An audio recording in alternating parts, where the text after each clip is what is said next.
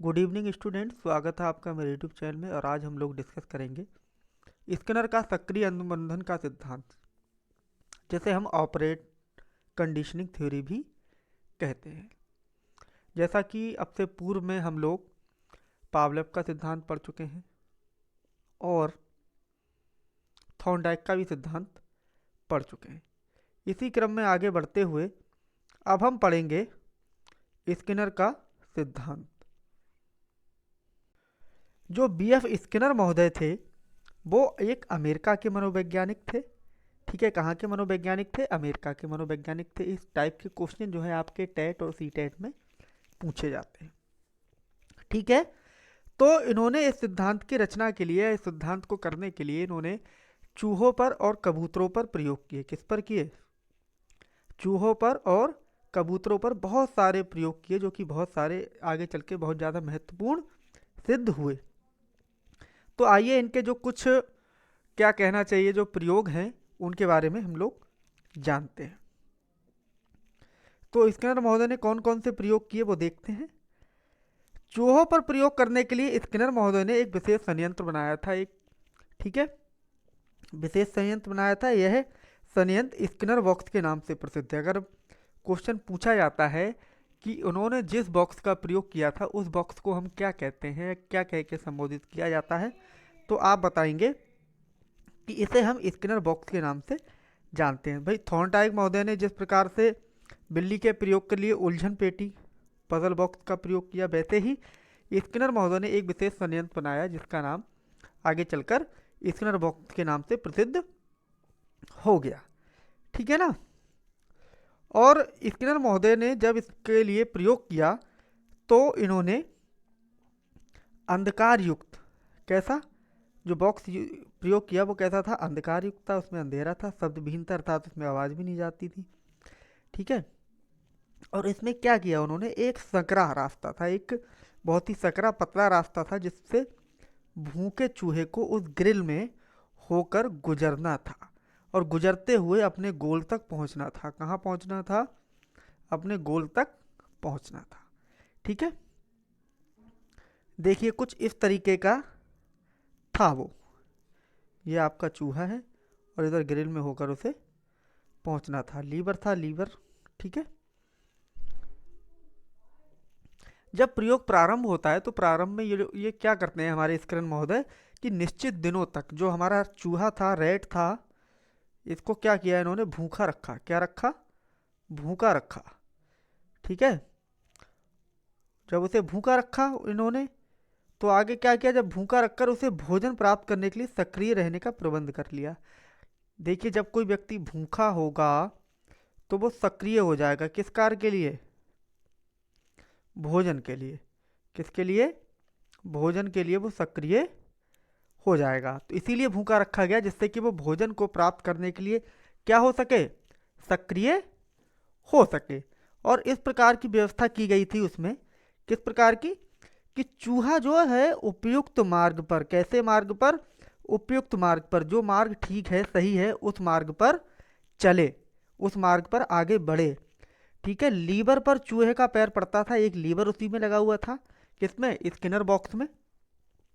उस लीवर पर जैसे ही चूहे का पैर पड़ता था, जैसे मान लीजिए ये लीवर है और ये चूहे का पैर है, जैसे ही इस पे पैर पड़ता था, ठीक है, तो आवाज़ आती थी खटकी, खटकी आवाज़ होती थी, अथवा प्रकाश युक्त बल्ब जलता था, या फिर उसमें लाइट जो बल्ब था वो जल जाता था। ठीक है ना, बल्ब जल जाता था और उसे प्याले में कुछ खाना प्राप्त हो जाता था। जैसे ही लीवर पे पैर पड़ता था, प्याले में कुछ दाने टाइप के आके गिर जाते थे, जो भोजन हुआ करता था वो उसे खाने के लिए मिल जाता था। ठीक है ना, लीवर को दबाने से होने वाली आवाज और प्राप्त हुआ भोजन पुनर्वलन का कार्य करता था। अब इसमें रेनफोर्समेंट का देखिए, अब से पहले हमने जो भी कुछ पढ़ा है, जो चाहे पावलव की थ्योरी रही हो, चाहे हमारे थॉर्नडाइक की थ्योरी रही हो, उसमें उन्होंने स्टिमुलस की बात की है। ठीक है, स्टिमुलस के अकॉर्डिंग अनुक्रिया की बात की गई है। लेकिन यहाँ पर जो हमारे स्किनर महोदय हैं उन्होंने स्टिमुलस की बात को ना करते हुए यहाँ पर रेनफोर्समेंट, किसकी बात की है? रेनफोर्समेंट की बात की है, मतलब कहने का पुनर्बलन की बात। ठीक है। अब क्या था इसमें, जैसे ही उसे खाना मिलता था, ठीक है, किसके रूप में, पुनर्बलन के रूप में उसे भोजन मिल गया। पुनर्बलन क्या होता है, पुनर्बलन का मतलब ये होता है कोई ऐसा तत्व जिसके उपस्थित होने से या जिसकी प्राप्ति से हमारी जो अनुक्रिया है वो बढ़ जाए। ठीक है, क्या हो जाए, अनुक्रिया बढ़ जाए। तो इस प्रकार चूहे द्वारा लक्ष्य प्राप्ति के लिए किए जाने पर सही व्यवहार अथवा अनुक्रिया लीवर दबाने से उत्पन्न आवाज और प्याले में उपस्थित थोड़े से खाने द्वारा पुनर्बलन होना इस प्रयोग में किया गया। चूहे द्वारा सक्रिय रहकर जैसे जैसे पुनर्बलन मिलता गया वैसे वैसे ही अनुक्रिया करने और लक्ष्य तक पहुंचने के प्रक्रिया में तीव्रता आती रही। अब क्या होता रहा, चूहा चलता रहा, लीवर को दबाता रहा, सही रास्ते पे चलता रहा, लीवर को दबाता रहा, उससे क्या हुआ, उसे इससे उसे पुनर्बलन मिला, उसे रेनफोर्समेंट मिला। रेनफोर्समेंट के रूप में उसे क्या मिल रहा था, फूड मिल रहा था, खाने के लिए कुछ ना कुछ उसे मिल रहा था। और जब खाने के लिए उसको मिलता रहा तो चूहे ने फिर क्या किया, सक्रिय रहकर, ठीक है, एक्टिव रह के, इसमें एक्टिव होने के लिए भी इन्होंने बहुत कुछ बताया है कि जब व्यक्ति सक्रिय होकर कार्य करता है तो वो अपने लक्ष्य को प्राप्त कर लेगा। तो चूहे द्वारा सक्रिय रहा गया और उसे पुनर्बलन रेनफोर्समेंट मिलता रहा, और रेनफोर्समेंट जब मिलता रहा तो वैसे ही वो अनुक्रिया करता रहा और अपने लक्ष्य तक वो पहुंच गया। ठीक है ना, ये तो हो गया स्किनर महोदय का किस पे, चूहे पर प्रयोग। अब बात कर लेते हैं स्किनर महोदय के कबूतरों पर किए गए प्रयोगों के बारे में। कबूतरों पर प्रयोग करने के लिए स्किनर ने एक विशेष संयंत्र जिसे कबूतर पेटिका, जिसे पिजन बॉक्स कहा जाता था, का उपयोग किया। कबूतरों के साथ किए जाने वाले अपने एक प्रयोग में स्किनर ने यह लक्ष्य सामने रखा कि कबूतर दाहिनी ओर एक पूरा चक्कर लगाकर सुनिश्चित स्थान पर चोंच मारना सीख गया। कबूतर चलता था, ठीक है, फिर वो दाहिनी तरफ मुड़ जाता था, फिर वहां पर जाकर क्या मारता था, चोंच मारता था। क्या मारता था, चोंच मारता था। जब वो उसमें चोंच मारता था, ठीक है ना, तो उस चोंच को मारने पर उसको एक दाना मिल जाता था। क्या मिल जाता था, एक दाना मिल जाता था। ठीक है, अनाज का एक दाना मिल जाता था। ठीक है ना, वो दाना क्या था, उसके लिए रेनफोर्समेंट था। ठीक है, क्या था, रेनफोर्समेंट था वो, किसके लिए, कबूतर के लिए। परिणाम स्वरूप फिर अनाज का एक दाना प्राप्त हुआ। इस प्रकार धीरे धीरे कबूतर ने दाहिनी ओर सर घुमाकर चोंच मारने की प्रक्रिया द्वारा प्राप्त करने का ढंग सीख लिया। अब कबूतर ने क्या कर लिया भाई, अब कबूतर कुछ नहीं करता था, जाता था दाहिनी ओर जाके चोंच मार दिया करता था और उसे एक दाना भोजन के रूप में मिल जाया करता था। और यही दाना उसके लिए क्या था, रीइंफोर्समेंट था। ठीक है, और रेनफोर्समेंट की ही बदौलत वो क्या हुआ, उसने चोंच मारना सीख लिया था। अपने इस प्रकार के प्रयोगों द्वारा स्किनर ने अधिगम के क्षेत्र में एक नए सिद्धांत सक्रिय अनुबंधन को जन्म दिया। उसने निष्कर्ष निकाला कि सारे सीखने संबंधी व्यवहार को सक्रिय अनुबंधन संचालित करता है। हमारा व्यवहार और अनुक्रिया बहुत कुछ सीमा तक सक्रिय व्यवहार का ही रूप है। कैसे व्यवहार का रूप है, सक्रिय व्यवहार का। जब आप सक्रिय होंगे तभी आप कुछ सीखेंगे, अगर आप निष्क्रिय अवस्था में रहेंगे तो कुछ भी नहीं सीख पाएंगे। आइए अब यह जानने का प्रयत्न किया जाए कि सक्रिय व्यवहार और सक्रिय अनुबंधन क्या होता है। ठीक है, अब अपने सक्रिय व्यवहार सक्रिय अनुबंधन के बारे में थोड़ा सा जानेंगे। सक्रिय व्यवहार की अब हम बात कर लेते हैं। अधिगम के क्षेत्र में स्किनर से पूर्व जो मनोवैज्ञानिक थे उनकी धारणा ये थी कि अनुक्रिया या व्यवहार के मूल में अवश्य कोई ना कोई ज्ञात उद्दीपक होता है। मैंने पहले बताया था, हमारे जो थॉर्नडाइक महोदय थे और जो पावलोव महोदय थे उन्होंने स्टिमुलस की बात की थी, किसकी, उद्दीपक की। और उद्दीपक से ही संबंध रखकर कनेक्ट होके हमारी अनुक्रिया जुड़ जाती थी। अब से पूर्व, स्किनर महोदय से पूर्व, स्किनर ने अपने प्रयोग के आधार पर यह सिद्ध किया, क्योंकि बहुत सी अनुक्रियाएं ऐसी होती हैं जिनको हम ज्ञात उद्दीपक से नहीं जोड़ सकते हैं। ठीक है, इस आधार पर उसने दो प्रकार की अनुक्रियाओं या व्यवहारों की चर्चा की। ऐसे सभी व्यवहार अथवा अनुक्रियाएं जो किसी ज्ञात उद्दीपक के कारण होती हैं उसने अनुक्रिया व्यवहार कहा, रेस्पोंडेंट बिहेवियर कहा। किसके कारण, जो कि ज्ञात उद्दीपक के कारण होती हैं। तथा अथवा अनुक्रियाओं जो कि किसी ज्ञात उद्दीपक के कारण नहीं होती, उन्हें सक्रिय व्यवहार कहते हैं। अब मान लीजिए कोई अनुक्रिया है, कोई भी हम व्यवहार कर रहे हैं और वहां पर कोई भी अगर उद्दीपक नहीं है, ज्ञात उद्दीपक नहीं है, तो फिर हम उसे ऑपरेंट बिहेवियर अर्थात सक्रिय व्यवहार कहेंगे। क्या कहेंगे? सक्रिय व्यवहार कहेंगे। नेक्स्ट है अनुक्रिया व्यवहार के उदाहरण के रूप में सभी प्रकार के सहज व्यवहार, जैसे पिन चुभने पर हाथ को तुरंत खींच लेना, खाना दिखाई देने पर लार आना और तीव्र प्रकार में आंखों की पुतलियों का गिरना, चौंधे आ जाना का नाम लिया जा सकता है। जबकि सक्रिय व्यवहार में बच्चे द्वारा एक खिलौने को छोड़कर दूसरे खिलौने को लेना, उससे खेलना, किसी व्यक्ति द्वारा हाथ पैर यूं ही इधर उधर फेंकना, ठीक है, खड़े होकर इधर उधर चहलकदमी करना। अब इसके लिए क्या कोई हमें उद्दीपक की आवश्यकता पड़ी? नहीं पड़ी। ठीक है, कुछ खाना, कुछ पढ़ना लिखना आदि इस प्रकार के व्यवहार शामिल हैं जिनके लिए कोई ज्ञात उद्दीपक या कोई ज्ञात कारण नजर नहीं आता है। ठीक है, तो ये हो गया आपका सक्रिय व्यवहार। इस तरह से अनुक्रिया व्यवहार में अनुक्रिया के लिए उत्तरदायी उद्दीपन की महत्वपूर्ण भूमिका रहती है, जबकि सक्रिय व्यवहार में कोई भी ज्ञात उद्दीपक व्यवहार का कारण नहीं बनता है। यहाँ व्यवहार की कुंजी उद्दीपन के हाथ में ना होकर अनुक्रिया या व्यवहार द्वारा उत्पन्न परिणामों के पास होती है। इस तरह सक्रिय व्यवहार उद्दीपन पर आधारित ना होकर अनुक्रिया अथवा व्यवहार पर निर्भर करता है। वो आपके व्यवहार पर रह जाता है कि आपको क्या करना है या क्या नहीं करना। उसके लिए कोई भी उद्दीपक आपका इंटरफियर नहीं करता है। यहाँ व्यक्ति को पहले कुछ ना कुछ करना होता है, इसके पश्चात ही उसे परिणाम के रूप में कुछ ना कुछ प्रकार की प्राप्ति होती है और उसके व्यवहार को पुनर्बलन मिल जाता है। मतलब कहने का पहले आपको कुछ ना कुछ करना होगा, करने के बाद आपको कुछ प्राप्त। आइए अब सक्रिय अनुबंधन के बारे में थोड़ा जानते हैं। स्किनर के अनुसार सक्रिय अनुबंधन से अभिप्राय एक ऐसी अधिगम प्रक्रिया से है जिसके द्वारा सक्रिय व्यवहार की सुनियोजित पुनर्बलन द्वारा पर्याप्त मिल जाने के कारण वांछित रूप में जल्दी जल्दी पुनरावृत्ति होती रहती है और सीखने वाला अंत में जैसा व्यवहार सिखाने वाला चाहता है वैसा सीखने में समर्थ हो जाता है। सक्रिय अनुबंधन में रहकर क्या होता है कि अब पहले जो है सीखने वाला व्यक्ति कुछ ना कुछ अनुक्रिया करता है और अनुक्रिया करने के लिए हम पहले से प्री प्लान्ड, ठीक है, पहले से ही हम सुनियोजित पुनर्बलन का उसमें प्रयोग करने लगते हैं। जैसे ही कोई व्यक्ति अनुक्रिया करता है, ठीक है, सक्रिय होकर उसके व्यवहार जिस प्रकार का होता है, फिर हम उसे क्या करते हैं, पुनर्बलन दे देते हैं और पुनर्बलन के द्वारा उसकी जो अनुक्रिया होती है उसमें पुनरावृत्ति हो जाती है, उसमें रिपीटिशन होने लगता है और सीखने वाला अंत में वही सीखता है जो उसे सिखाने वाला चाहता है। अधिगम की इस प्रक्रिया में सीखने वाले का कोई ना कोई क्रिया करनी पड़ती है। पहले उसे क्रिया करनी पड़ेगी, ठीक है, जिस तरीके से चूहे ने लीवर को दबाया और कबूतर ने दाहिनी ओर घूमकर मुड़कर क्या एक निश्चित स्थान पर चोंच मारी, ठीक है, यही व्यवहार पुनर्बलन उत्पन्न करने के माध्यम के रूप में कार्य करता है। उसका जो सक्रिय व्यवहार होता है, सही व्यवहार होता है, वही एक माध्यम होता है, वही एक कारण बनता है। किसका? पुनर्बलन का। किसका? पुनर्बलन का वह एक कारण बनता है।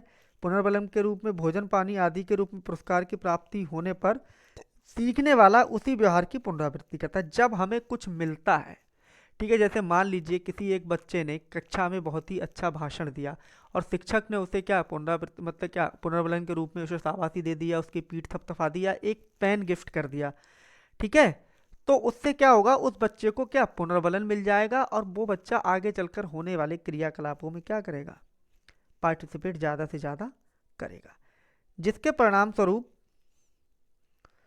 उसे पुरस्कार अथवा पुनर्बलन प्राप्त होगा। व्यवहार की यह पुनरावृत्ति उसे फिर पुरस्कार या पुनर्बलन प्राप्त कराती है, ठीक है, फिर वह अधिक गति से अपने व्यवहार की पुनरावृत्ति करता है और इस तरह अंत में सीखने वाला व्यक्ति वांछित व्यवहार करना सीख लेता है।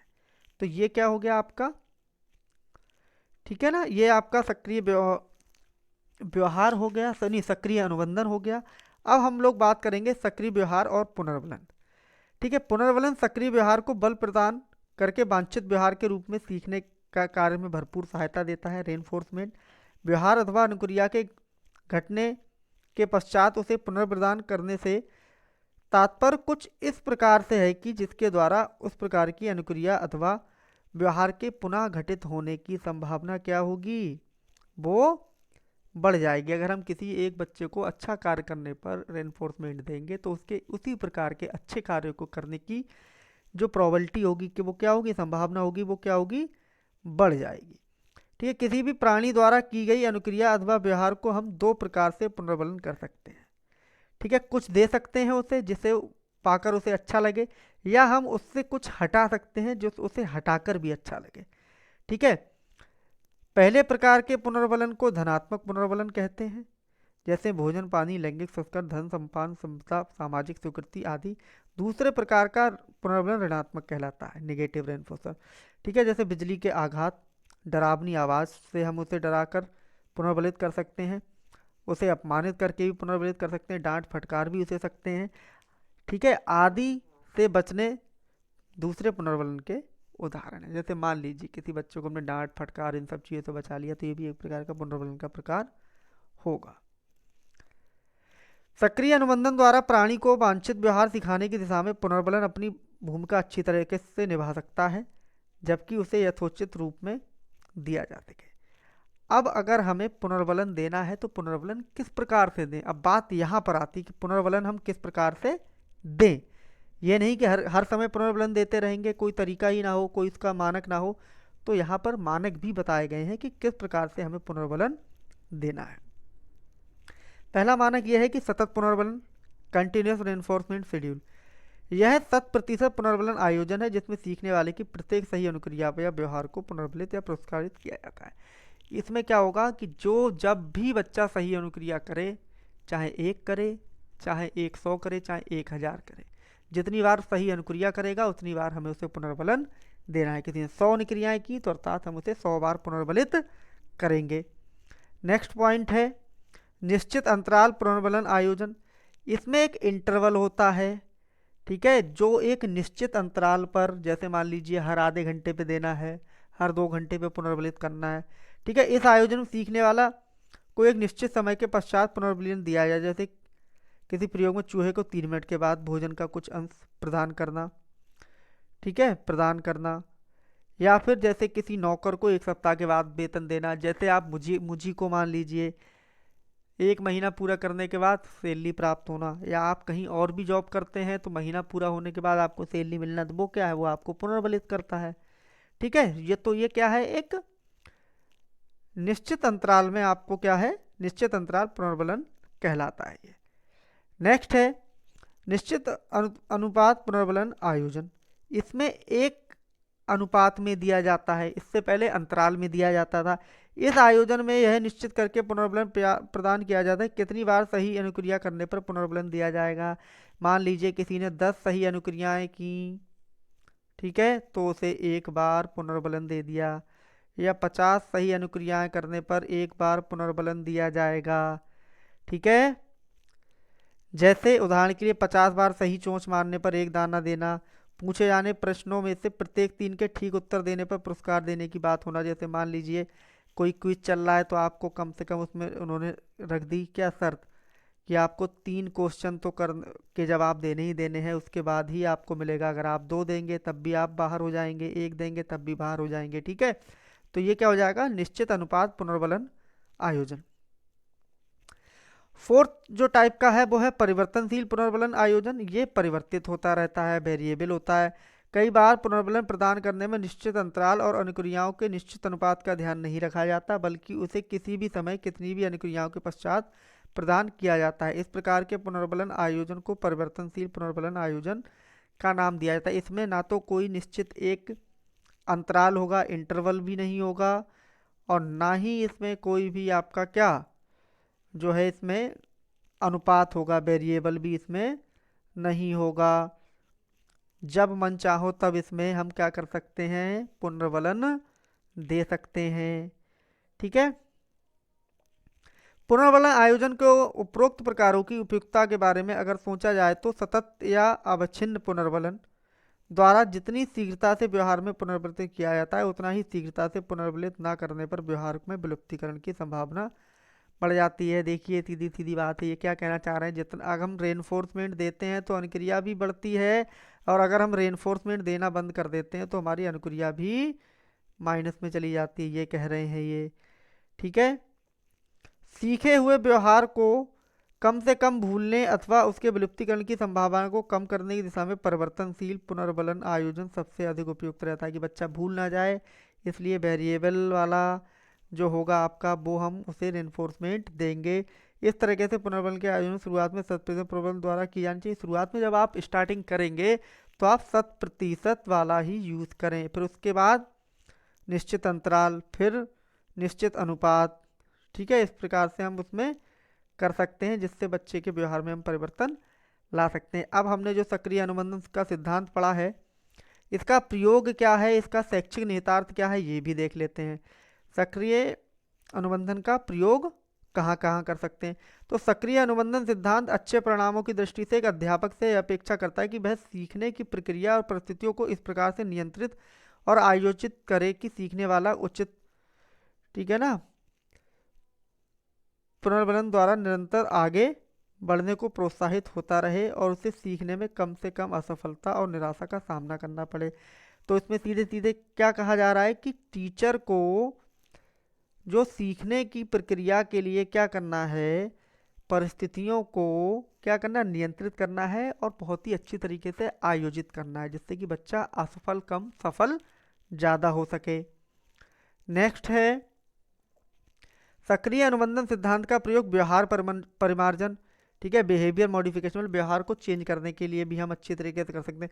जिस बच्चे के व्यवहार में अपेक्षित परिवर्तन लाना है पहले हम उसके बारे में ये पता लगा लें, ठीक है, कि क्या कुछ एक अच्छे पुनर्बलन का कार्य कर सकता है, कि उसके लिए हम कौन सी चीज़ों को पुनर्बलन के रूप में यूज कर सकते हैं। जैसे ही अपेक्षित व्यवहार की और बच्चे ने कदम पड़े तुरंत ही उसे उपयुक्त पुनर्बलन द्वारा हमें क्या करना चाहिए, प्रोत्साहित करना चाहिए।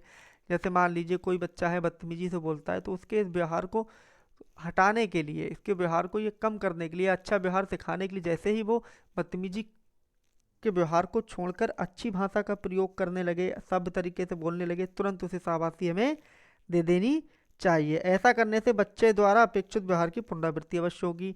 अब क्या होगा भाई, पहले वो किसी को गाली देता होगा या उल्टे सीधे बोलता होगा तो कोई उसे पुनर्बलित नहीं करता होगा, कोई उसे शाबाशी नहीं देता होगा। जब उसे शाबाशी मिलेगी तो वो क्या करेगा, अच्छे व्यवहार की पुनरावृत्ति करेगा, और जब पुनरावृत्ति करेगा तो बच्चे में क्या होगा, अपेक्षित व्यवहार को सीखने में समर्थ हो जाएगा।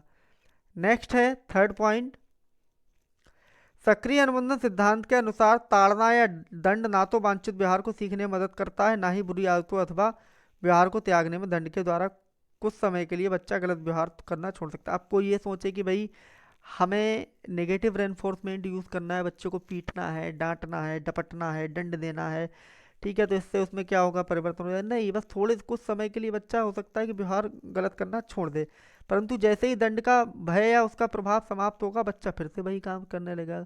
इसलिए सक्रिय अनुबंधन दंड के स्थान पर वांछित व्यवहार को पुनर्बलन प्रदान कर सुदृढ़ और अवांछनीय व्यवहार की अपेक्षा उसे विलुप्त करने का विकल्प प्रस्तुत करता है। ठीक है, तो नेक्स्ट अब हम देखते हैं सक्रिय अनुबंधन सिद्धांत के अनुसार अधिगम में अधिक से अधिक सफलता तभी मिल सकती है जब सीखने की सामग्री को इस तरह आयोजित किया जाए कि सीखने वाले को अधिक से अधिक सफलता और कम से कम असफलता का सामना करना पड़े। देखिए, जब हम सफल होते हैं तो हम आगे बढ़ते रहते हैं, जैसे ही हमारे जीवन में असफलताएं आने लगती हैं हम हार जाते हैं और हमारा क्या, आत्मविश्वास टूटने लगता है। तो हमें शिक्षक को चाहिए क्या करे वो, कि वो ज़्यादा से ज़्यादा इस प्रकार की परिस्थितियों को पैदा करे कि जिसमें बच्चों को सफलता मिले। नेक्स्ट पॉइंट है सही अनुक्रिया अथवा उत्तरों के लिए उसे तेजी से पुनर्बलन दिया जाए। अगर वो कुछ अच्छा कार्य कर रहा है, सही कार्य कर रहा है, सही अनुक्रिया कर रहा है तो उसे तुरंत रेनफोर्समेंट देना चाहिए। नेक्स्ट है सीखने वाले को स्वयं अपनी गति से सीखने का अवसर मिले। इसमें भैया ये भी है कि आपको गति थोपनी नहीं है कि जल्दी करो या तेजी से करो, ऐसा करो। बच्चे को उसकी इसकी गति के हिसाब से सीखने दो और उसी के हिसाब से उसे पुनर्बलित करते रहो। उपरोक्त सभी बातों का सक्रिय अनुबंधन सिद्धांत ने ही जन्म दिया है और इसके परिणाम स्वरूप आज शैक्षणिक जगत में अभिक्रमित अनुदेशन प्रोग्राम इंस्ट्रक्शन, जो कि आप एजुकेशनल टेक्नोलॉजी में पढ़ोगे, शिक्षण मशीनों जो कि आप क्या पढ़ोगे वो भी टेक्नोलॉजी में पढ़ोगे, और कंप्यूटर निर्देशित शिक्षण, ठीक है, CAI ने अपनी जड़ें गहरी करना प्रारंभ कर दी है। तो कैसा लगा क्लास, आपने कमेंट और सब्सक्रिप्शन के माध्यम से बताएं। हाँ, कल क्लास इसलिए भी नहीं हो पाई थी क्योंकि कल मेरा थोड़ा स्वास्थ्य ठीक नहीं था, फीवर वगैरह था, तो इसलिए आज आप इस क्लास को एंजॉय कीजिए।